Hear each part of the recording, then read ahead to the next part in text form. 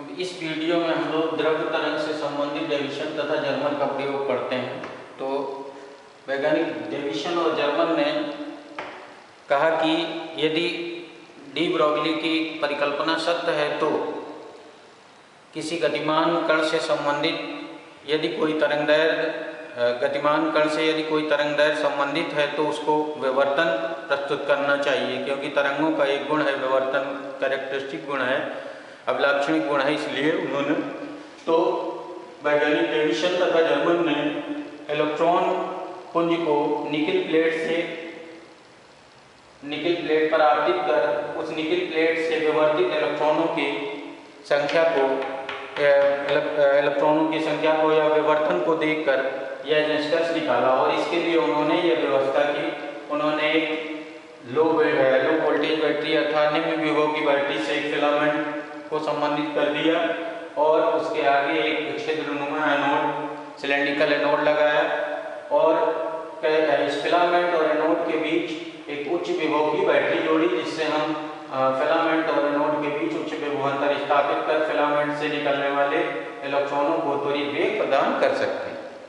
तो इस प्रकार जब उन्होंने इस फिलामेंट से निकलने वाले इलेक्ट्रॉनों को लगभग 54 वोल्ट से त्वरित किया और ये इस तरह से एक इन्होंने इलेक्ट्रॉन संग्राहक लगाया जो निकिल प्लेट से विवर्तित इलेक्ट्रॉन है उनको इकट्ठा करने के लिए एक संग्राहक लगाया जिसका संबंध एक धारामापी से होता है। तो इस संग्राहक में प्रवेश करने वाले इलेक्ट्रॉनों की संख्या के आधार पर धारामापी विक्षेप देता है, अर्थात धारामापी में धारा प्रवाहित होती है।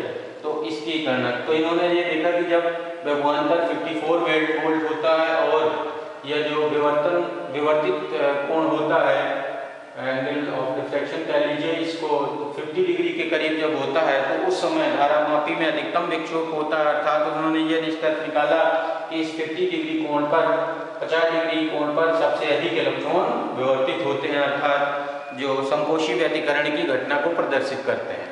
तो इस आधार पर उन्होंने जो विवर्तित इलेक्ट्रॉनों से संबंधित तरंगदैर्घ्य थी यानी जो गणना की वो निकाली 1.67 एंगस्ट्रॉम के करीब निकाली, यानी 0.167 नैनोमीटर के करीब व्यास।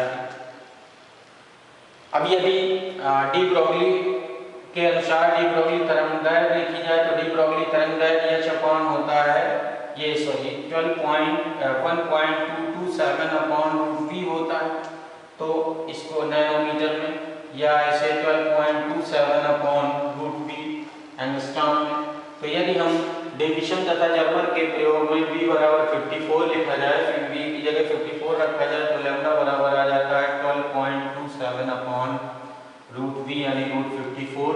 तो ये भी करीब 1.67 एंगस्ट्रॉम के करीब आता है। तो इस प्रकार यह निष्कर्ष निकलता है कि जो डी ब्रोगली की हाइपोथेसिस है द्रव्य तरंगों के संबंध में वह सत्य पाई गई। इसी तरह से यक्स किरणों को, जब यक्स किरणों की बाद में खोज हुई तो यक्स किरणों को भी निकिल प्लेट से विवर्तित किया गया। तो देखा गया कि 65 डिग्री कोण पर जो निकिल प्लेट का जो ग्रेटिंग अंतराल होता है वह डी बराबर 0.91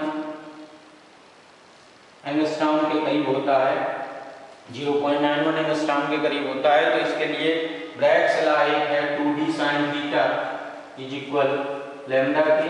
तो इसमें जब मान रखा गया थीटा था, उन्होंने देखा कि थीटा बराबर 65 डिग्री के करीब जो एक्स किरणों का जो विवर्तन होता है वह अधिकतम होता है। तो इस आधार पर उन्होंने लैम्डा की जो गणना की वह करीब 0.165 नैनोमीटर, यानी ये करीब लैम्डा बराबर आया इससे 1.65 नैनोमीटर, जो कि डी ब्रोगली तरंगदैर्घ्य के लगभग बराबर थी।